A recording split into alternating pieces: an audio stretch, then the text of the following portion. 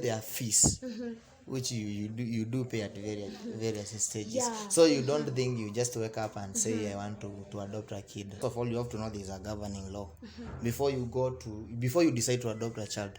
First of all, you have to know. So there's this law which is a thug who wants to adopt a kid. Yeah, or maybe they live in a cave. Yeah, they live in a cave, so we must.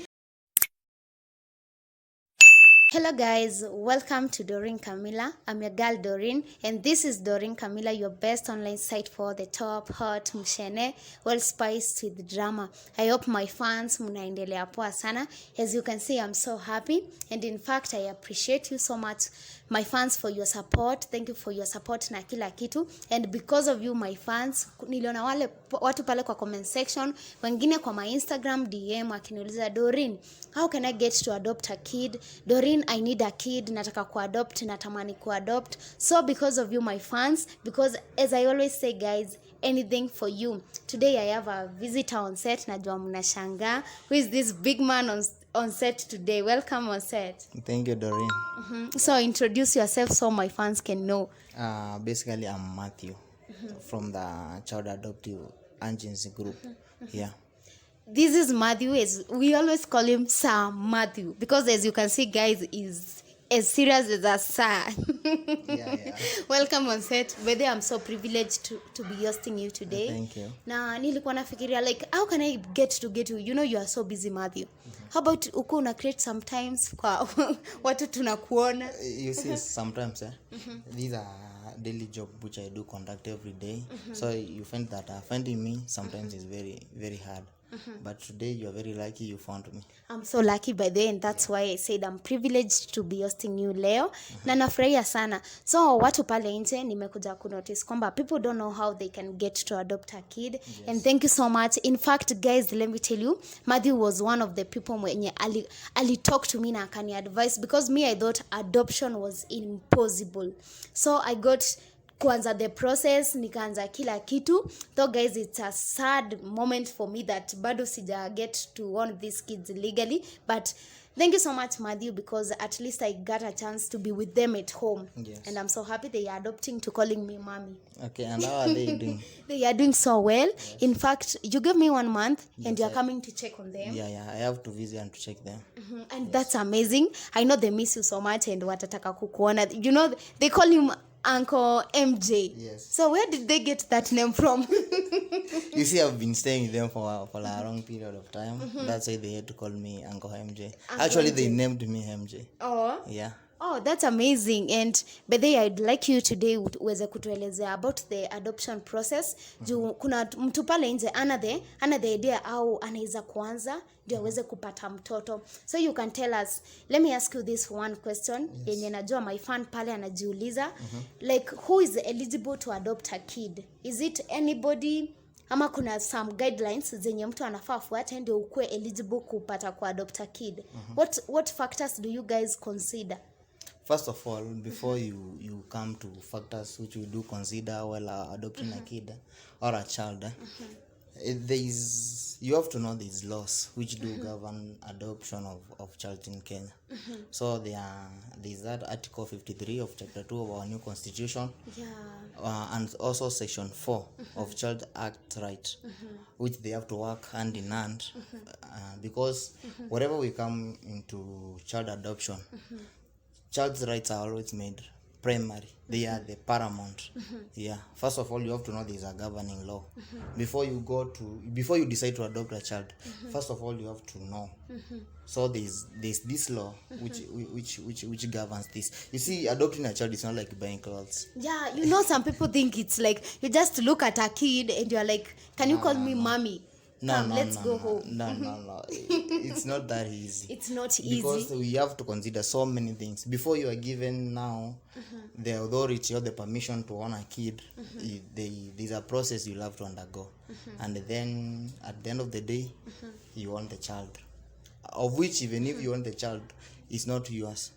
still the ministry has to pay a visit, a regular visit. And you guys follow up mjoo mtoto anaendeleaje, kama bado ako satisfied kukaa pale kwa ile nyumba. Hiyo nayo lazima. Akina that's amazing. Unajua at least you give this chance ya mzazi, like unajua some people are very neglecting and zaenda maybe aone mtoto hakuna mtu anafuatilia, but it's amazing nyinyi kufuatilia mtoto mjana anaendeleaje, the welfare and everything. So as I was asking you, like what age ama who can adopt a kid?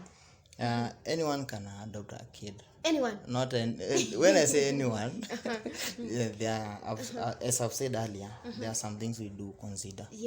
Are you eligible so that you may adopt a kid?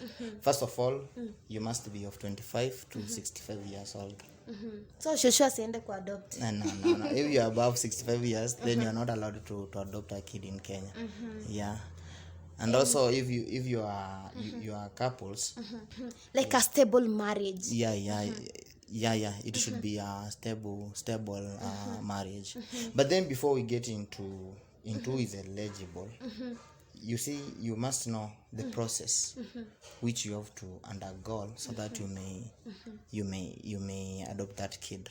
So we do our various stages which someone must undergo so that you may get to adopt that kid. Like you may prove that unaweza kana mtoto. There is a process yenye unafaa kufuatilia. Actually we do have stages. Because it's a serious matter, it must undertake some stages, and there are around 6 of them. The first one is always the orientation meeting. I remember we did that, and when we went home, you were like, can twins fit here? Where are the bedrooms for the twins? So MJ is very strict when it comes to kids. So the orientation meeting has to be conducted. You people go to that place and you check out, or what is the orientation? You see, a meeting must be called. It's a meeting. It's a meeting which are the adopting ones and also the child agency. The group, all the ministry, which is in concern with the adoption of the kid, they must come to a meeting. You tell us why do you want to adopt a kid. You give us reasons. Then if we see you're eligible, then we move to the next one. Also, the orientation is where you people make this person understand the process of adoption. Maybe like, is this person eligible? Sindio? Muna get kujuana na yeye zaidi na anajielezea zaidi, and nyinyi ndo mnachagua kama ako eligible ama yuko eligible. So if you are eligible, then we move to the next stage. If you are not, then the process ends there. Inaishia kwa orientation. And there's no negotiation about that. So we do conduct that the home visit so that we may determine. First of all, we have to know the physical location of the adopters. You see, now maybe it's a dog who wants to adopt a kid. Or maybe they live in a cave. They live in a cave. So we must have as I've said. You see, these are serious things. It's a serious process. And we are talking about life. And we're talking about life. I've told you, adoption is not like buying clothes. So we must be serious and keen, because as I've told you, we have a constitution which governs this and this. So there's a way we can mess on our side, and then you see we'll be in a big trouble. So we must be keen. The other thing is so that we may conduct a private interview with the adopters. There are some things which we want to know, or which we can't expose. That's why we've said it's private. So we do conduct that private interview with them. And then after we've checked the environment, we've seen it's suitable for that, we've checked the security, we've checked how well the environment is, then we move to the next stage. And the third stage is the medical checkup. No, who is checked? Now the doctors, their doctors' health must be checked, and the one who conducts this is a doctor who is recommended by the adoption society. Not anyone. I remember that one happened, and I was even afraid. Yeah. But I had to do because I needed the kids so much.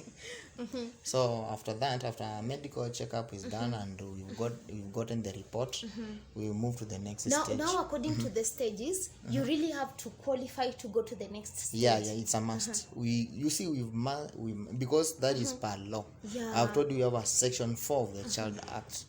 So basically we have to follow all these stages. Sure. Yeah. So now after the medical checkup, there is another stage. There is another stage. Medical checkup has been conducted by the doctors I've told you, whom we recommend. We go to the next stage, and the next stage is matching and placement, whereby now the adopters are given an opportunity to interact and to bond with the child. And then I remember at that stage I really had to cry when I met the kids for the first time. And yeah. So after match and placement, the bond is done, the interaction. So if the interaction or the bonding is successful, then we allow it to go to the next stage, which is the fostering. Now that the period I'm in. Now the period you are in now, whereby you are supposed to you stay with that kids for a period of 3 months, and then a social worker from our group will have to, from our ministry, will have to visit, to pay regular visits, to check out how well the kid is and how the kid is adopting, and how they are adopting to the new environment. If it's good, you see, he or she has to write a recommendation letter. If he has to recommend this is happening, then after that, then we go to the last stage. Hey, now someone was telling me the last stage is where now you stay like forever. Now that is the court phase. Wow. Now where the court now is the one which determines if you are fully eligible to adopt that kid. They now legalize. They legalize that. They're the one who passed that law, who legalize you now to possess the kid. Yeah.